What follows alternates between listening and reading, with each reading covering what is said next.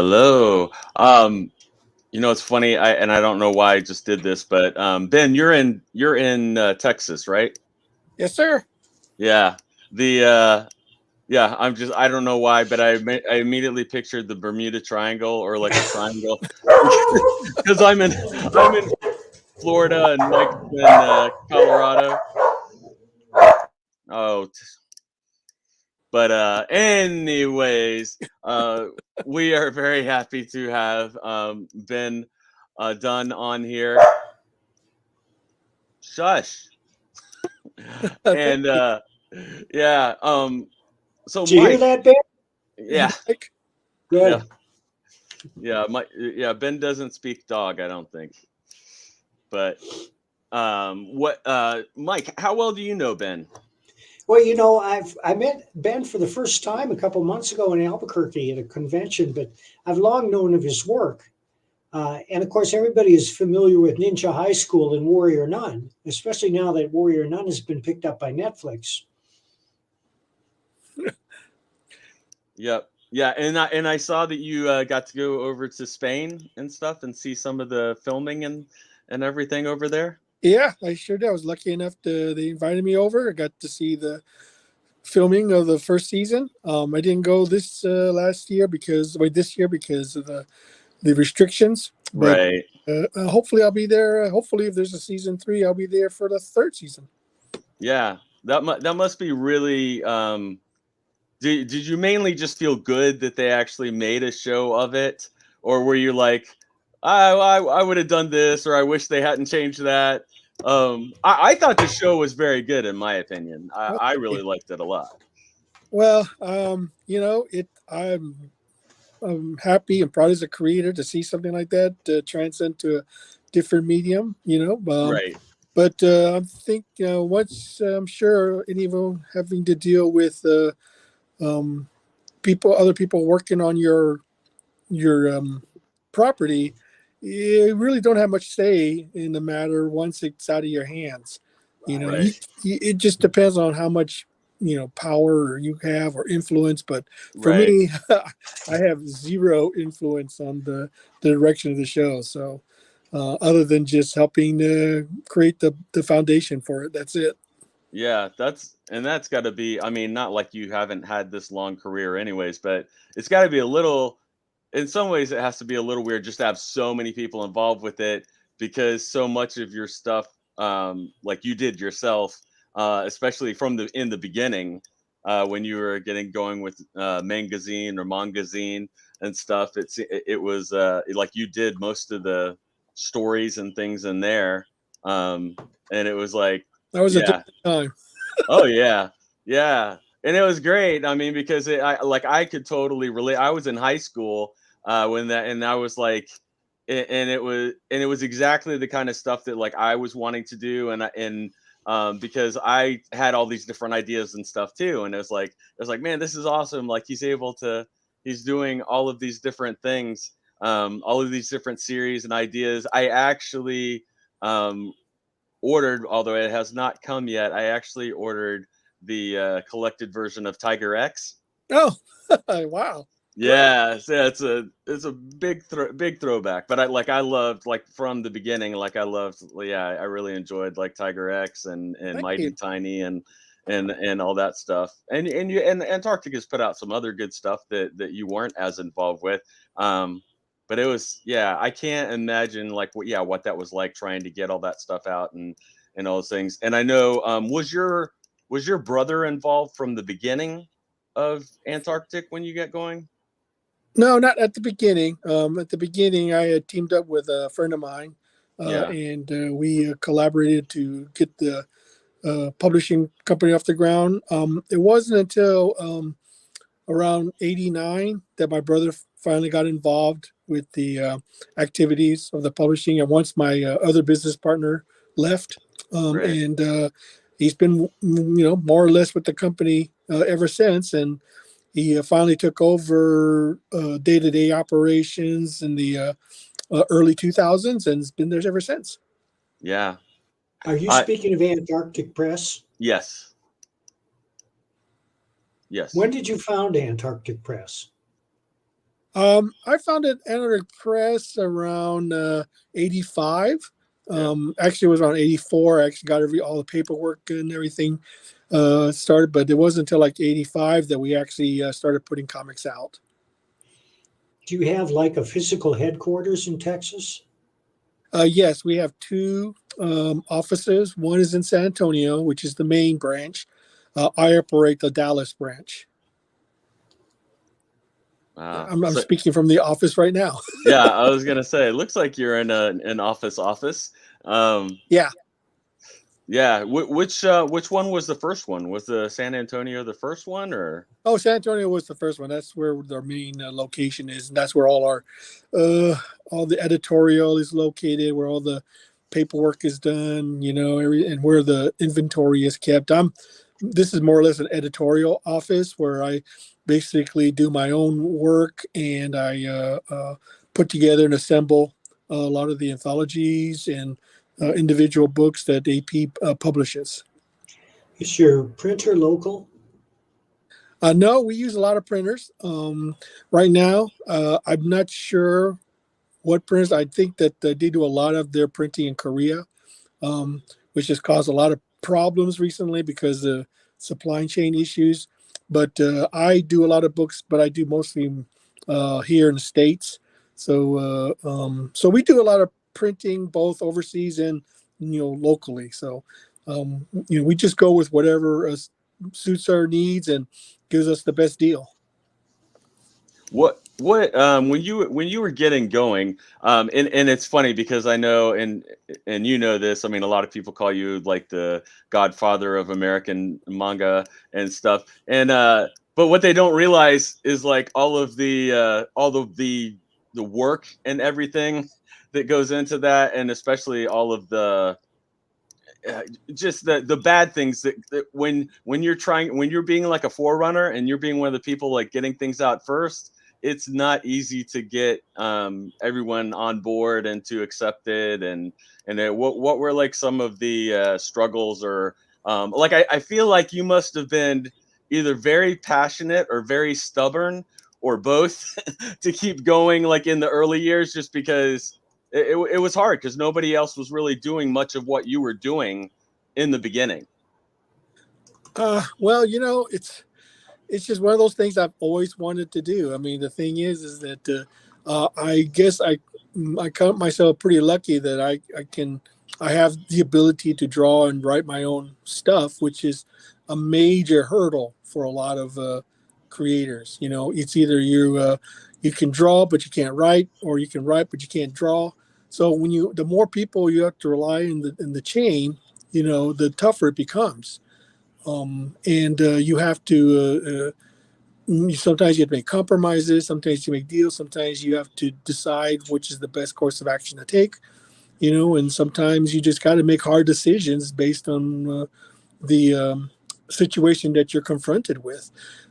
Fortunately for me, for the most part, is that yeah, I'll be honest, being in business for so long, we probably encountered practically every major problem a publisher could ever encounter.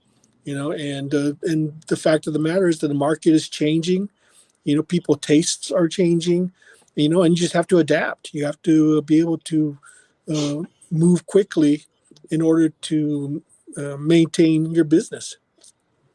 Who's your distributor?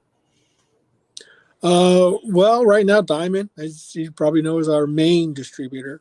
I'm not really privy to a lot of the day-to-day operations at Anarchy Press. I know that they've are trying to get other distributors like Penguin Press and some of the others, but Diamond's our main thing. Of course, we've been doing a lot of stuff with crowdfunding, and we've been doing a lot of direct to consumer sales as well. So we are trying to expand and trying to find other ways to get our products out there, but it's getting tough. It really is. Have you guys looked at doing webtoons or I've other done things like that? webtoons myself. Yeah. I'm not sure if Anarchy Press has actually done any webtoons. As far as I know, they haven't. But I've actually been posting a lot of stuff, my own On there. stuff, Okay. on the webtoons because, I mean, hey, doesn't cost anything to post, and the Right. potential return is great. Yeah. Yeah. It's a great sample. Have has the success of Warrior Nun been reflected in your comic book sales and in that title in particular? Well, you would think so, but not really. The thing about it is that I actually sold the rights to Warrior Nun many years ago, so I have really no say in the matter as far as creating any new material is concerned.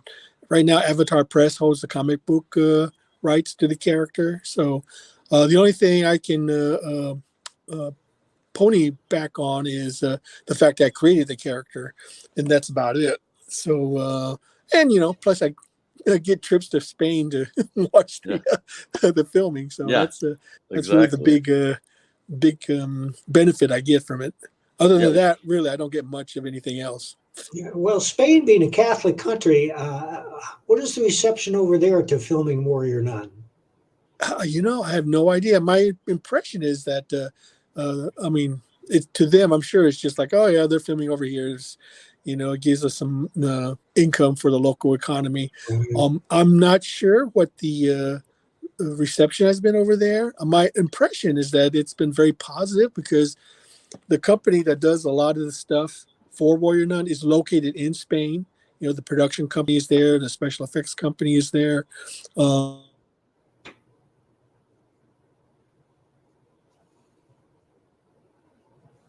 Um, as far as I know, it's been pretty good. They're like I said, they're doing season 2, so that's always a good sign when Netflix green lights a season 2 because recently they've been canceling a lot of shows.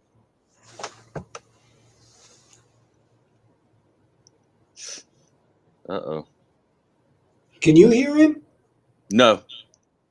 Ben, we can't hear Gotta- you. Uh-oh.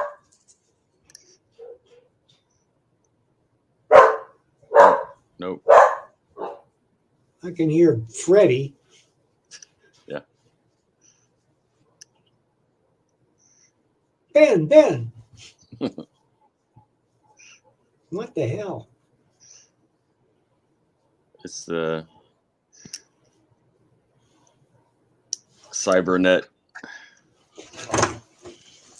He's gonna probably, he's gonna log back in. Oh, I heard him there for a second. Can you hear me? Yep. Yes. Okay. Sorry about that. Now we can't see you. That's Oh, you okay. can't see me. Okay, hold on.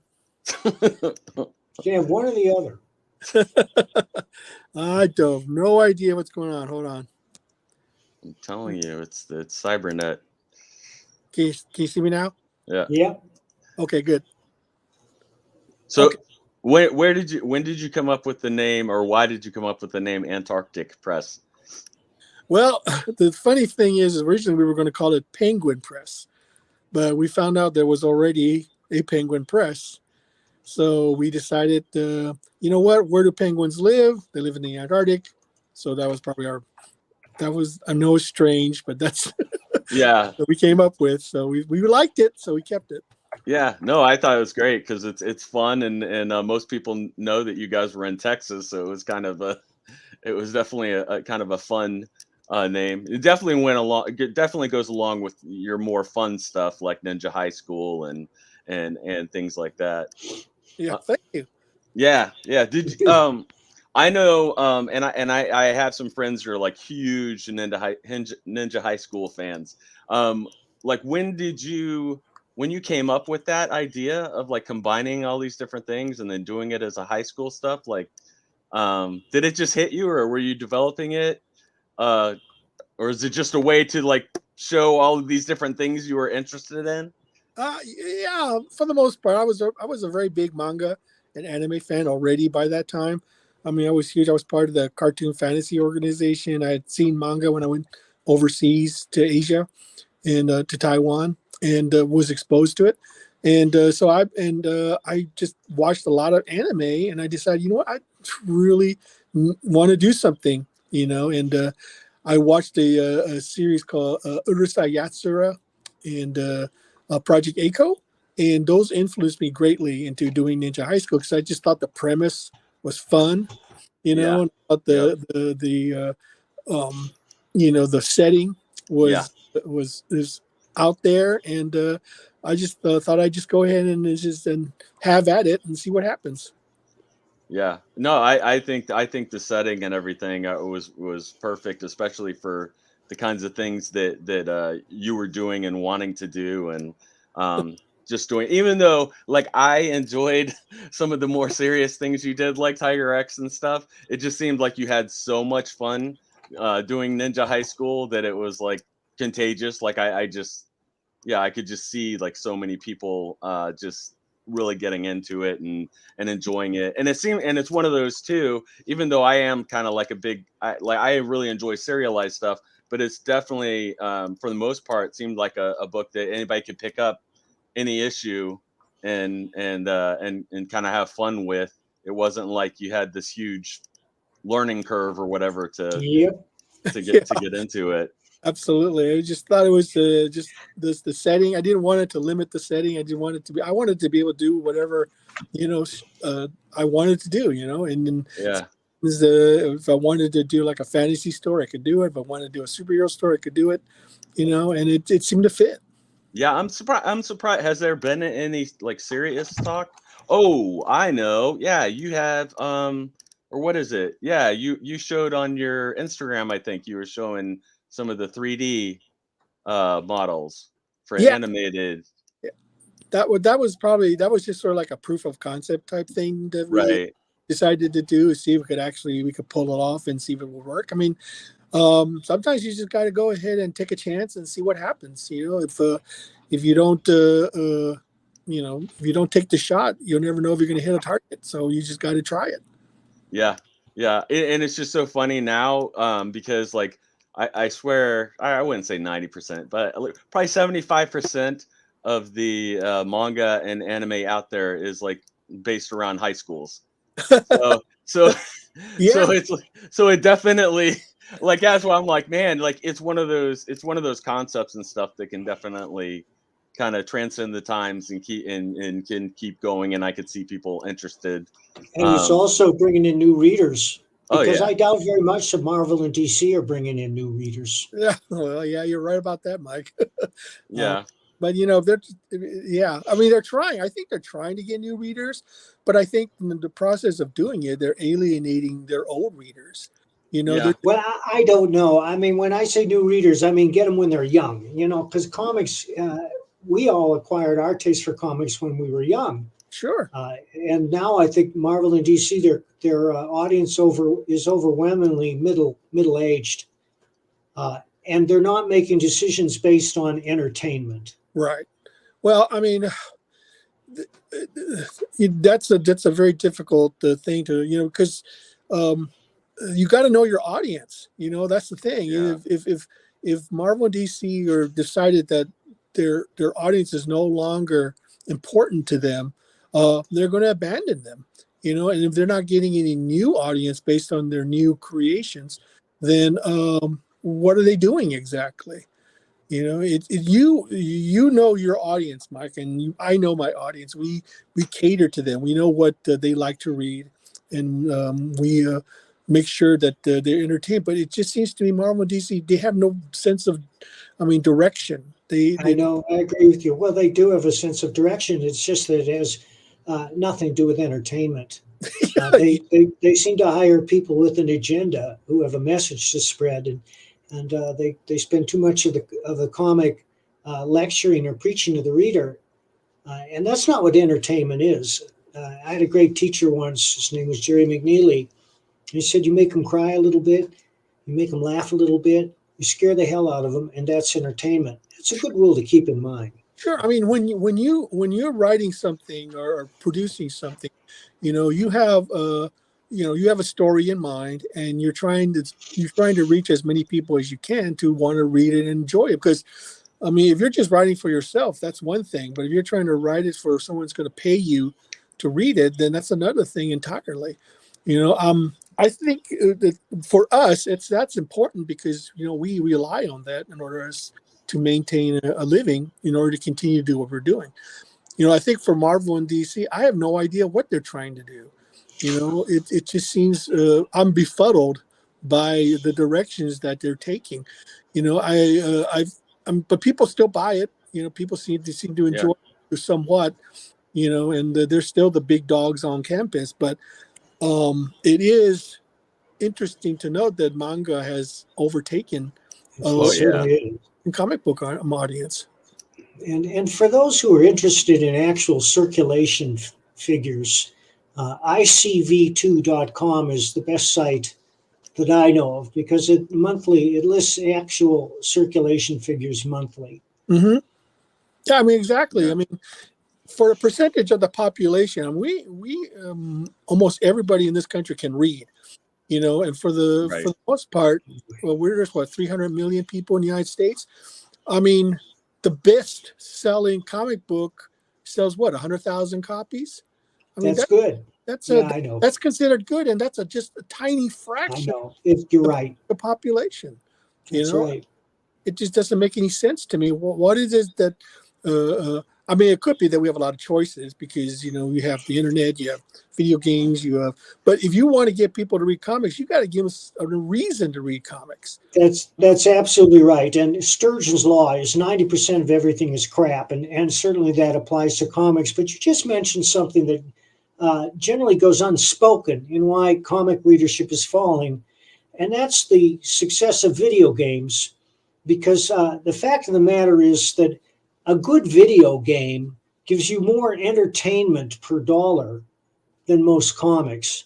And also, I think that we have a generation of kids who are raised on electronic entertainment, and there's a lot more immediate gratification in a video game, which doesn't necessarily spin a narrative, but gets you involved in an adventure like a sporting event that you're working at right now. So you get scores, and you try to run that score up. It's a different appeal. It probably appeals to different parts of the brain. Well, I will agree with you somewhat on that. Video games, though, are very male-centric. I'm not sure how many females actually play video games. But if you think about it, there is still a demand for good entertainment that people want to read. Manga is a good example of that.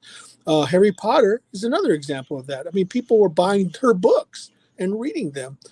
So if you put out something that people want to read, okay, they will read it. Right. I honestly believe that if they don't, if you're putting out something that they don't want to read, no one's going to buy it. That's right. DC is a perfect example of that, is that they're not putting out material that people want to read. They're only doing it. It seems to me all they're trying to do is create buzz, get media attention. And it's the wrong kind of buzz, too. Every time I see a story about it, it's, can you believe this awful shit that DC is publishing? Well, I haven't read, I'll be honest with you, I haven't read a Marvel or DC comic in literally, years, and all I know is what I read as far as the next outrage that they're doing with their characters. I have. Last year I bought a Captain America and a Master of Kung Fu. Right. And neither contained any entertainment value.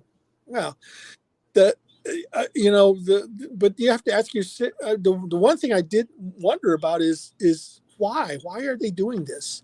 What's the reason? They must realize that what they're doing is going to affect their readership and their sales, but they're still doing it anyway. So what is the reason for them why are they abandoning the classic characters in lieu of creating new ones? It'd be one thing if they created new characters, and they used to do that all the time. That. Right. Back in the day, they would be introducing new characters all the time, in the 80s and the 90s and stuff like that. And they would try them out and see what stuck and what didn't stick, But now all they're seen to be doing, to me, is the next gender, or race swap or whatever to a classic character. Yeah. And it didn't seem, but then I realized there was talk about them losing the rights to these characters. I always assumed they own the rights lock, stock, and barrel. Who's threatening them? What? Who would threaten DC, for example? Who has the power to take the rights of Superman away from them? No, nobody does, but except for the court of public opinion. People would they say, okay, you're trying to deny the creators, their due because they created the characters because you're a greedy corporation. I mean, that to them image is everything, and if there's any chance of them going to lose, even a slightest chance of them losing the rights to the creator, they're in big trouble. Okay, they're in big trouble. So I mean, and I can see why they would want to change everything. Says, oh yeah, this is our wholly new separate character. Just happens to be called Superman. So and I think that's their plan. They have to take. I mean, if they don't lose Superman, that's fine. But why take chances? They can just if the corporation, they just have to realize that there's something to be said about them possibly losing the rights to these characters. I mean, you just don't know. You don't know how courts are going to go. Sometimes they can rule in your favor, which is fine, but other times, and what happens if they rule against them? Then they lose it. They lose everything. So it's just one of those, they're just hedging their bets for the most part. But then I think they could have done it, and they could have done it in a way that would have been acceptable for everyone.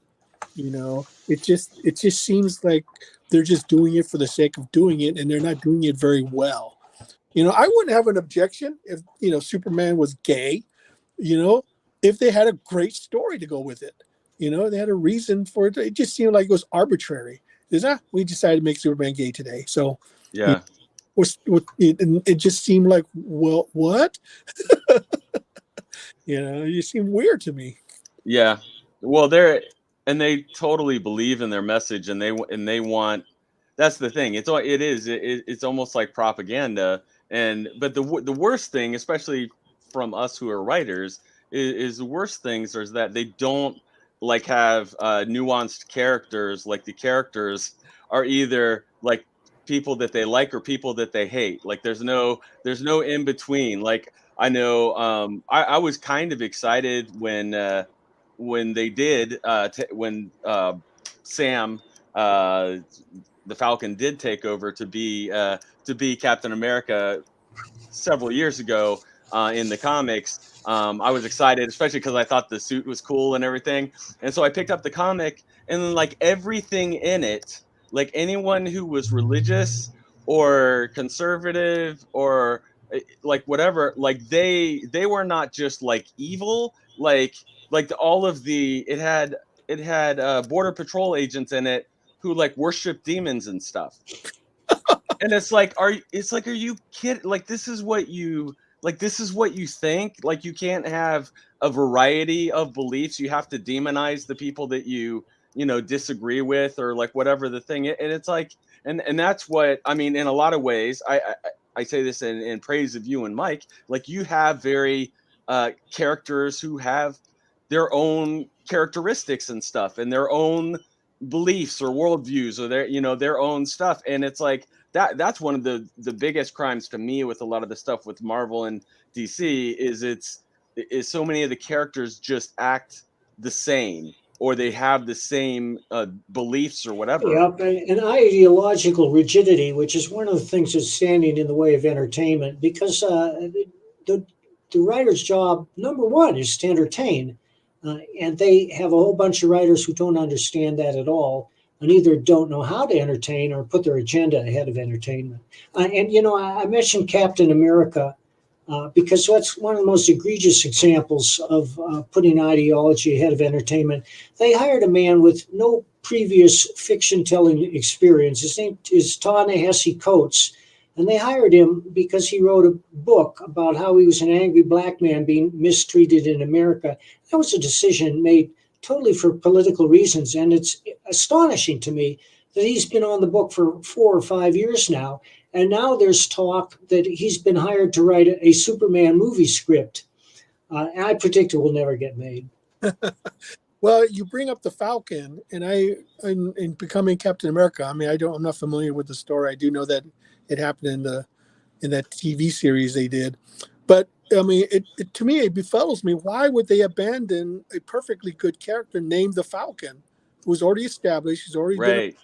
Why didn't they just say, let's make him a better character? Let's take the Falcon who's already established and make him. People want to be the Falcon, turning him into Captain America made no sense to me because he was already had an identity of his own, you know, Yeah. established as the Falcon, you know, and it just like, now who's going to take over the Falcon? Yeah. Okay, and who's going to take over the mantle of the Falcon? And then I think they've also failed to realize what exactly Captain America stands for, because I mean, he was created in World War II as a response to the rising tide of fascism, you know, and he wanted to create Joe Simon and Jack Kirby wanted to create a patriotic character, you know, as a response to that rising fascism. And I think that the writers really don't realize that that's who Captain America is. Okay, he wants to protect liberty, he wants to protect freedom, you know, and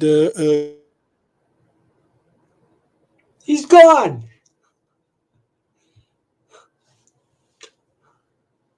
Ben.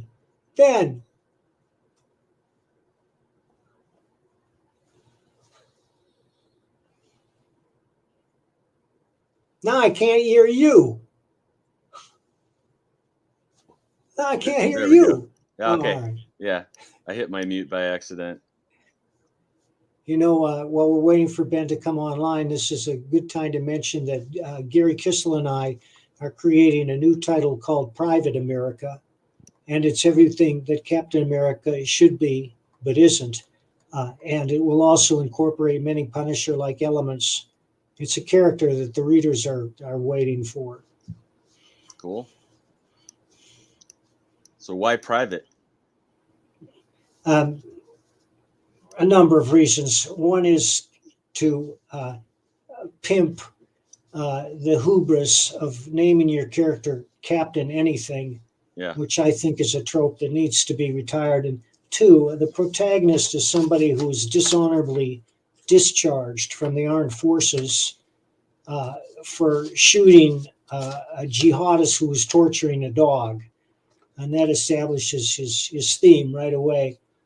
So he's both humble and dedicated to the United States, and also skilled. And when we first meet him, he's where Captain America would be if he were written correctly, which is on our southern border, trying to stop the deluge of illegal aliens.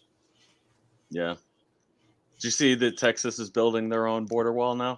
Yes, and you know, God help us, our liberty and prosperity depend entirely on the states now. Yeah. Well, I wonder if Ben's going to come back. Yeah. I wonder if his stuff might have been dying. But this, in any case, this will be one of our shorter broadcasts if that's the case. But hey, what the hell, Jeff? You and I can always chat. What are you working on? Oh. How's Pistol Fist going? Pistol Fist ended, although I'm still thinking about doing an Indiegogo and stuff like that to raise a little bit more and do a little more stuff because I got, you know, more people interested in more stories and different things. So, and obviously that takes more money to be able to do that. And I have some people who've been sending me some really cool variant covers, and even though our Kickstarter's over, I was like, I might need to run something else. And then honestly, it would probably be with totally different covers for the stuff, which is fine. And there's people that, you know, and I know it's a holiday time, so it's tough for a lot of people. So there's a lot of people who would like to go back and be able to get some other things that they were interested in. I should mention that Thin Blue Line is in demand, and we're only a couple $100 away from 30 thou. Cool. And if we reach 30 thou, I will dye my hair green. That is my pledge to you. And even though that it's about the police, it's going to be the most entertaining comic anybody reads all year. There's no preaching, there's no lectures. It's just pure drama with flashes of humor, because even the grimmest story must have a little humor. Hey, there he is. How many hours, Mike, will you leave your hair green? Oh, probably just long enough to photograph. Ah, Mike. Sorry about that. That's okay. That's okay. We know it's hard down there in Texas. You're right. It sure is. So Ben, what are you working on now?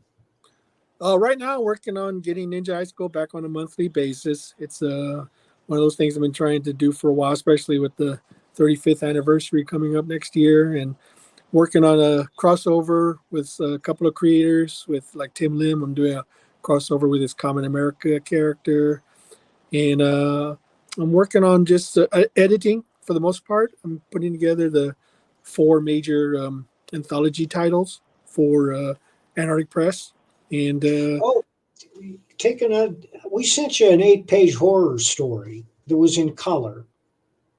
Do you remember that? what was it called? Cenote. I think I remember that one. What? I'll resend it. Huh? I'll resend it. I don't know if you're doing a color anthology, but if you are, you should take a look at this. It's a good Oh, story. we accept color and black and white. I've decided that, you know what, if I get something in black and white, that's no problem. Yeah, but if I get it in color, that's fine too. So I'm not opposed to either one, and so it gives a little bit more flexibility as far as stories are concerned. Because I know not everyone can, get a colorist.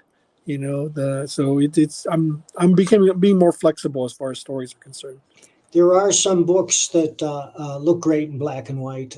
They're few and far between, but I mean, some of those the Batman black and whites were great, and there are artist proofs that Graffiti puts out. These giant artist proofs that reprint the art perfectly. I mean, right down to the blue pencil lines you can see, and those are magnificent. But those are for people who collect fine art. Uh, we're working on one now. I'm doing a western with Pat Broderick, and it's the best work of his career. And everybody who's seen the black and white pages has been knocked out. And we're probably going to offer a black and white oversized variant on that. Yes, I mean it's I've seen some of the pages; they're amazing. So it's just I'm really looking forward to it. But I'm going to switch over to my laptop so my phone doesn't Groovy, baby. Get them both bother us. working at once before you Yeah. switch over. Beside himself. Yeah, I mean, I mean, I was thinking about it, and I thought, I'm getting a lot of submissions in black and white, and it just seems like a shame not to, and they're really amazing stories. So it just seemed like a shame not to put it in there just because it's in black and white. Yeah. And I just thought, heavy metal used to do that all the time. Back in yeah. the day, they would print color and black and white, so there was no reason why, you can't have both. So it's I decided that, what, I'm just going to go ahead and change it. If I get a story in black and white and it's really good, I'm going to put it in there no matter what. And if I get a color story, just so much the better. What's the best way for the? What's the best way for? What's the? Hey. Is that better? Yeah. Yeah. Okay, great. What's the best way for people to follow the Ninja High School? Like, for when do you think it's going to be on a monthly? Well, I turned. The problem is I had a backup artist. I mean, a fill-in artist to do some books. So because I was so far behind on some of my other projects, unfortunately, he's the roadblock right now. I've already turned in the next 2 issues. Yeah. So they're ready to go, but I can't do it until he gets this one book completed. So, but I'm just going to maintain and build a backlog, get as many stories in as possible, so they won't be late. And just keep on chugging along on that. And if people want to read the entire series, they can go to Webtoons. I have the entirety of Ninja High School up on there if they want to read it. So that's they can awesome. catch up on it very quickly for free. So, okay, I have to ask you: have you played the Ninja High School role-playing game? Yes, I have actually. It's really fun. Have you? Uh-huh. Okay, really cool. Good. I haven't really had much time to do much role playing. Right. Because you got to get a group of people together to actually do it. Yeah. I just right now I don't have too many friends who are into role playing, so it's difficult to get together a game. Yeah. No, I've wanted to do it, and I have friends that that really like it and want to do it. And I'm actually on a it's kind of more of a fun, silly like D&D podcast, but we'll also play some other different systems and different games. And we've talked about doing a Ninja High School one. Cool. Because some That's of the great. people involved are such big fans of it. But Well, yeah, fantastic. what was it like? How did the I did want to ask, how did the Marvel Mangaverse come about? Well, believe it or not, that was just a code submission. Back in Wow. 1999, manga was starting to gain prominence in the comic book community. It still was pretty niche, but and Joe Quesada was the editor at the time. So I decided to put together a prospectus. And I just said, you know what, I'm just going to go ahead and draw up my proposal, send it in, and cross my fingers. You know, to be honest, I actually didn't think anything of it. You know, I Right. just said, you know what, I want to do this. I'm going to take a chance. I sent it in, and this is when Marvel was still accepting submissions. Right. I'm not sure they do that anymore, but I got an email from him that says, "Hey, yeah, let's do this," and that's how it came about. I just took a chance and Wow. did it. You know, it was just crazy thing. You know, Yeah. sometimes you just have to take that chance. You know, you just Yeah. got to go in and say, you know what have you got to lose? Okay, so the thing is that I had nothing to lose. You know, I Right. spent time to do the artwork, to do the proposal, and sent it in. All it lost me was the time to do the art and do the FedEx bill to send it Right. in, and that was it. You know, so if nothing became of it, you know, I would say, oh well, move on. Yeah. But we loved it, and they decided to go ahead with it. So that's how I got Yeah. the gig. And as a artist and everything too, it gives you something different to draw and to experiment with and practice. And so it's Well, like, not only that, but it also teaches you you need to take chances. You know, you right. just Oh yeah. you know, so you may not always get what you want, but if you don't take that chance, you'll never know. You know, that's Yeah. the thing. You know, a They lot of won't. people they bemoan, you know, oh, you know, the system is rigged against me. I have no chance. You know, well, if you don't, Yeah. you know, step up to the plate and swing, you know, the bat, you'll never know if you're going to hit that home run. Yeah, you have to put stuff, and that's what I've told so many of my, especially really talented friends. It's like you have to put your stuff out there so they can find it or see it. I Right. It mean, does you no good to have it stuck in your head. If you have it stuck in your head, okay, no one's ever going to see it. You could have the most brilliant idea. You know, you could have the next Harry Potter, next Star Wars, you know, who knows? But if you don't put it on paper and let people see it, it doesn't do anybody any good. It's just vapor, you know, yeah, yep, unfulfilled um, potential. yep, and yeah, and that's what people. And I understand, I understand the fear of rejection and all that stuff. But it's like, man, it's like you're never gonna get an opportunity if you don't put it out there, and then you don't know what'll happen. That's actually how I got this like 4 really cool gigs from National Geographic Channel, was because it was like an audio choose your own adventure thing, and and I just posted like a short sample of it online. Just it was like 2 minutes long or something, and I ended up getting like 4 jobs from National Geographic because of it, because There you that's go. what they were looking for. There and you go. and, and Great. you just you never know unless you put it out there, and you never know, who might see it. Well, not only that, you know, the thing is um, the success and failure of any project is the fact that you have to be willing to take that chance. I mean, Yeah, not every project you're going to do is going to be a success, but you have to take that chance because you never know. It could become the next big thing, you know, or it could be your one project that makes it for you. You know, it's you don't if you don't do it, nothing will become of it.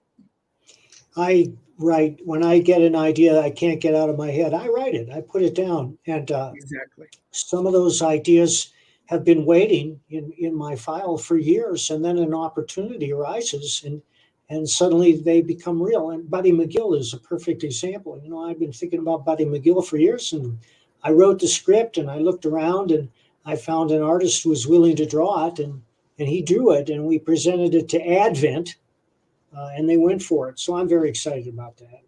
Well, that's wonderful. I mean, that's exactly what I'm talking about. I mean, what's that old saying? Like 91% inspiration, 99% 99% Yeah. perspiration. I mean, that's exactly it. perspiration. This is what are these Exactly. people talking about? This is it, boys. Letting me go. And it's Yeah. also important that especially with new creators, to temper your expectations. A lot of Oh times, yeah. when I'm going to conventions, I'm looking at other people's stuff. They think that their work is going to be like this tremendous hit right out of the gate. And Yeah. that's possible. There's no, I mean, it's a lot of things can happen, but You never know. when you're what it comes down to, when you're dealing with other people's money, okay, they're a little bit more hesitant to take chances on things that haven't been established. And that's the thing about it, is that as a public from the publisher aspect, you know, we're the ones who are putting up the money. Okay, and you're putting up the time. Okay, so we have to balance out, what your time is and what we're willing to spend on your project. Because it takes money to advertise it, it takes money to print it, takes money to, to solicit and all that kind of stuff. And if it's something, and of course you expect to be paid for it, we don't expect you to do it for free. And, Yeah. and if it turns out to lose money, then we're more reluctant to accept your next project. If we lost money, but sometimes, I mean, sometimes we'll lose money on a project, but we'll still do this next project because we just like the guy. Sometimes a creator, we like this creator. He's always been on time. He's always done really good work, and maybe his work just hasn't caught on yet. I mean, a good example of that is Fred Perry. Fred Yeah. Perry, who does Go Digger, Yeah. who's coming up to issue 300. When he first submitted, he sent in something like 15 submissions, and we rejected. Wow. But finally, we were impressed by his persistence. And then finally, what? We'll give him a chance. We'll put it in the yearbook, a story of his, and we published it. And then he offered us Go Digger, and we said, okay, let's take a chance. But the thing was, it's so terribly, when it first came out, Yeah. nobody gave a rat's rear behind on it. Yeah. And Yeah. but he kept doing it, and we kept publishing it, until finally he was able to get a fan base. And now he's got a really loyal and dedicated fan following, because he kept it up, despite the initial um, uh, the initial low sales at the beginning. Sometimes if you just stick with something, eventually, if it's good, people will eventually discover it. Yeah. And sometimes it's just the wrong time. It's like not what people are looking for, or there's other stuff similar in the market or whatever. And it's like, but if you stick with it and you keep doing, and I mean, his characters and stuff in that are like so well defined, like, and they have such crazy adventures and stuff. It's Well, I mean, it sometimes it's just, you're right. It's just, sometimes it's a matter of timing. Sometimes it's just a matter of just sticking with it. I mean, I love this story. Is every time I hear it, it just makes me feel like there is hope. It's like when George Lucas tried to do Star Wars, nobody gave a rat's rear behind about science fiction or Star Wars. I mean, they just like, what is this crap? No one's going to care about, a space adventure. I mean, holy crap. But he stuck with it, and finally someone took a chance on it, and the rest is history. You just, sometimes you Same with just never J.K. know. Rowling.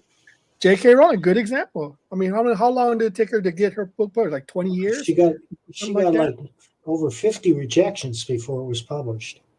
Exactly. But she stuck with it. She stuck with it. She kept it, and finally, she's lucky that one of the publishers had a daughter who read the manuscript, and she loved it, and that's how she got her book published in the States. So it was just a happenstance. Sometimes it's luck, but in the end, the fact that she wrote a really good story that a little girl read and loved, got her the acclaim that she has right now. You know, so it's just, but she did it. See, that's the thing. If J.K. Rowling had given up, and stopped writing, we would not be having Harry Potter today. But she kept at it, and that's the thing. You have to have faith in your own creation. You have to believe in what you're doing. I always tell aspiring comic book creators that by far the best way to break into the industry is to put out your own comic, because if it looks halfway decent, an editor will read it.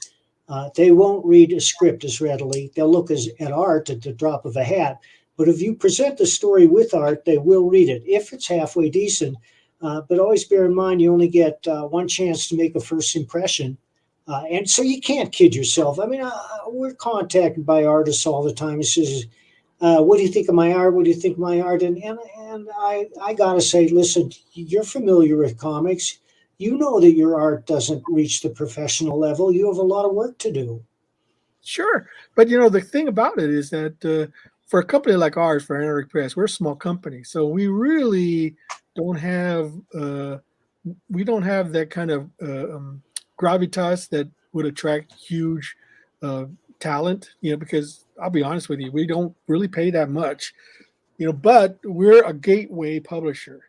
Okay. So if you're just starting out and you just need a chance to get your stuff out there, small publishers might be the way to go. Now it's not so much because you can just post your stuff online now and have potentially millions of people look at your work.